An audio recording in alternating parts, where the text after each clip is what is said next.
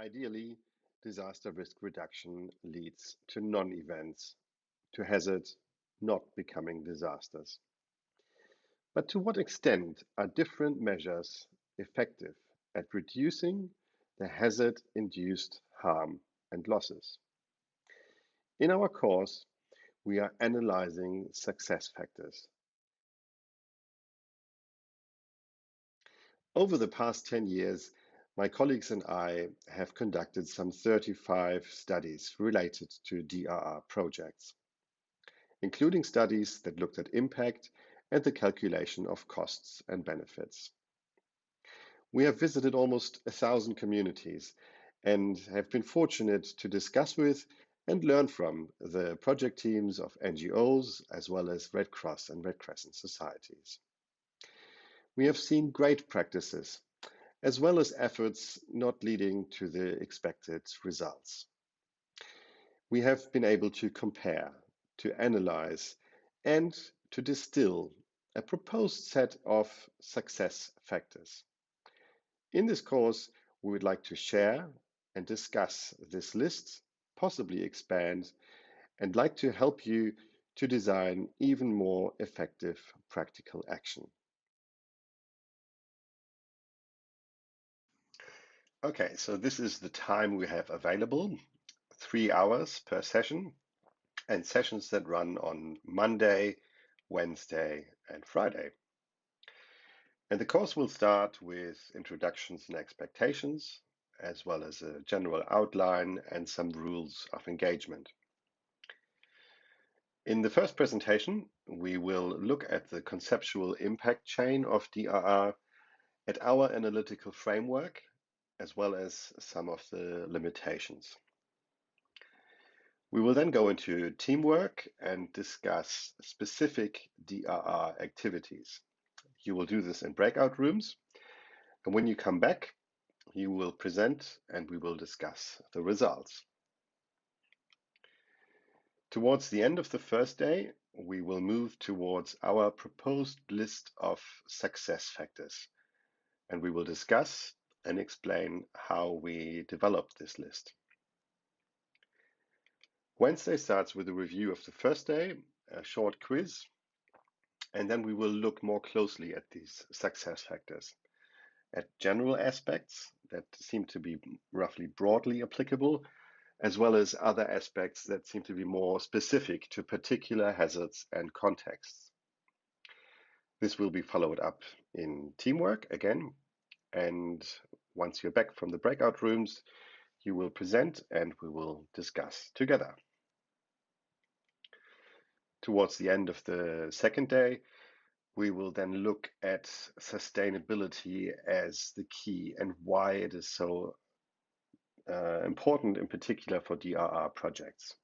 What can you do to combine immediate and long-term benefits of DRR?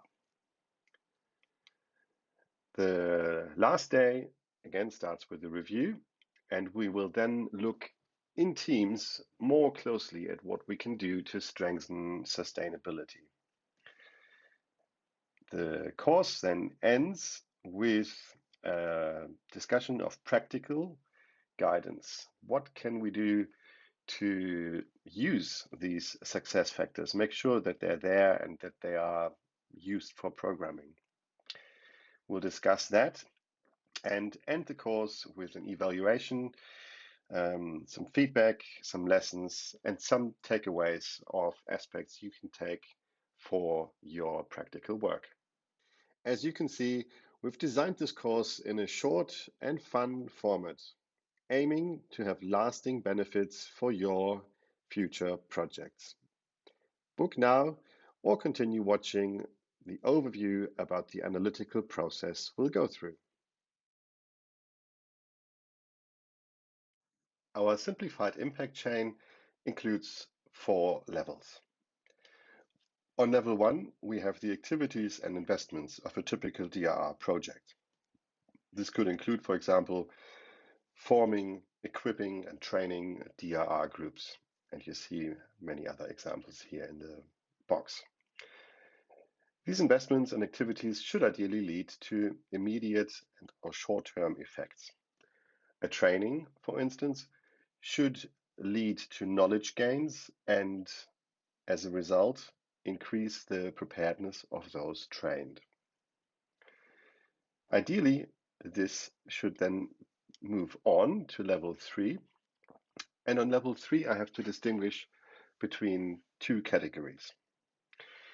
On category 1, we look at avoided damages and losses, and this is an intermediate level. So here I'm just asking, to what extent were the gains still functional or maintained by the time of a hazard event?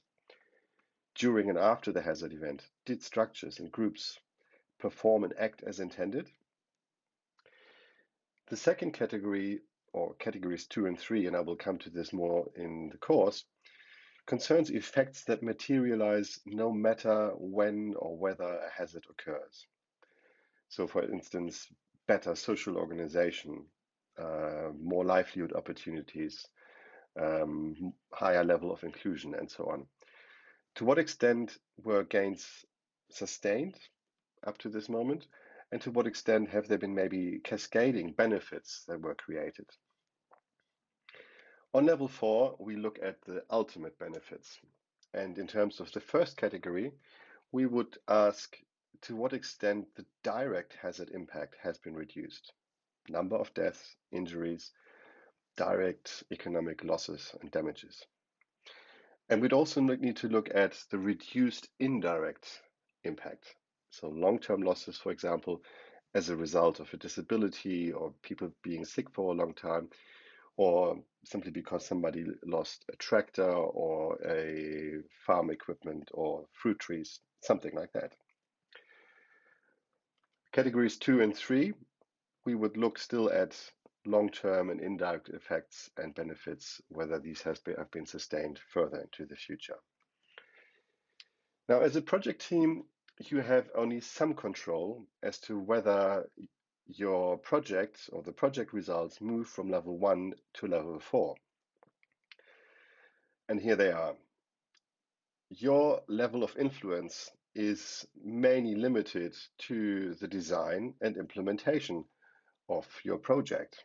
You have strong influence in combination with the community or with the people you work with as to whether you create the right settings for the results to move onwards to the higher levels. But there are these other elevators. You see them as cogs. They're presented in the red, orange, and green triangles.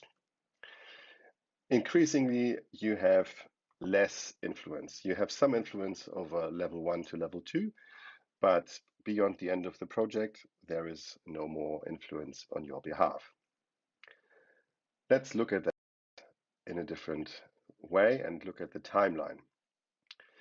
So on the timeline, we have the design phase, we would have the implementation phase, and then there is usually, in many cases, a post-project but pre-hazard phase.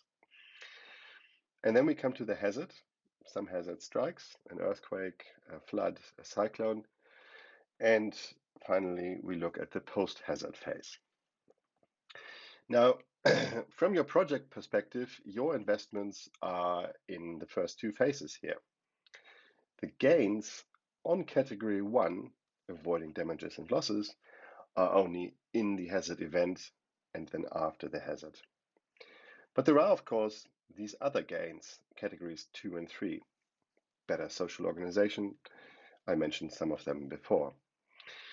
And these can materialize, of course, during your implementation already, and they can be sustained throughout remaining phases. We need to look also at one other aspect, the local investment of the community or of the people you work with. Communities, your partners that work with you, of course, need to invest as well. Maybe not always money, but certainly time in kind, training others, and so on. I have listed some key questions here below for the different phases, but I'm not going to go through that now. We'll look at that in more detail at the course. I hope you enjoyed this brief overview of the course. book now, and I look forward to seeing you soon on Zoom.